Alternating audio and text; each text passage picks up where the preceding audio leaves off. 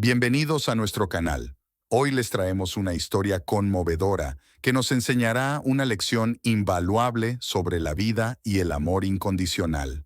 Prepárense para sumergirse en esta experiencia que nos recuerda la pureza y la sabiduría que podemos aprender de los niños. It all started in a restaurant, an ordinary place, where my family and I were enjoying a meal. We were the only family with a child in the place. Daniel, my youngest son, was sitting in his high chair, looking around curiously.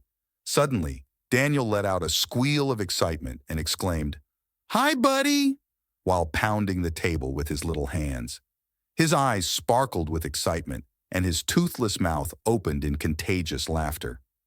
I turned to see what had caused his ruckus, and there he was, a disheveled old man in dirty, torn clothes. His trousers were worn, and his toes stuck out of what had once been shoes. His skin was deeply wrinkled, and his hair was untidy, indicating it had not been combed in a long time. The old man, with a genuine smile, greeted Daniel. "Hello, little one. How are you?" My wife and I looked at each other worriedly, not knowing what to do. Daniel kept laughing and repeating with more enthusiasm, "Hello, friend." Everyone in the restaurant was watching us and looking at the old man with displeasure. However, the old man seemed delighted with the interaction. Our food arrived, but the old man continued to talk to Daniel in a tender voice.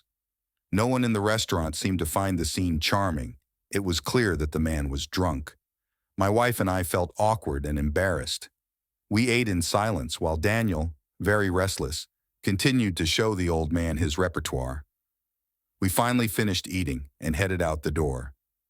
My wife went to pay the bill while I waited with Daniel in the parking lot. The old man was near the exit. "Dear God, help me get out of here before this lunatic talks to Daniel," I thought as I walked quickly, avoiding breathing any air he might be breathing.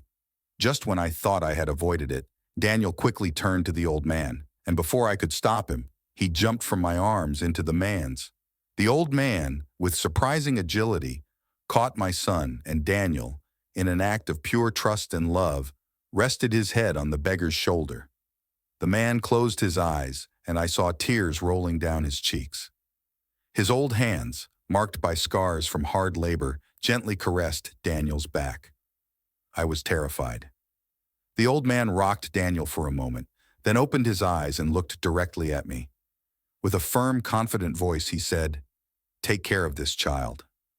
I felt a lump in my throat as I replied, "I will." The old man slowly pulled Daniel away from his chest, as if it pained him to let him go.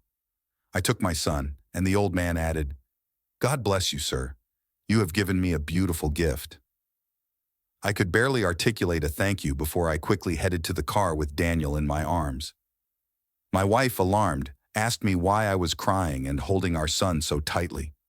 I kept repeating, my God, forgive me." I had just witnessed the love of God through the innocence of a child who saw no sin, no problem, and no judgment. A child who simply saw a soul, while his parents saw only a pile of dirty laundry. This experience taught me an invaluable lesson. The purity and kindness of a child reminds us of the importance of not judging others by their appearance. We all carry a story within us, and sometimes the most valuable lessons come from the most unexpected people and situations. Thank you for joining us in this reflection. If you enjoyed this video, don't forget to subscribe and hit the bell to receive more touching stories and life lessons.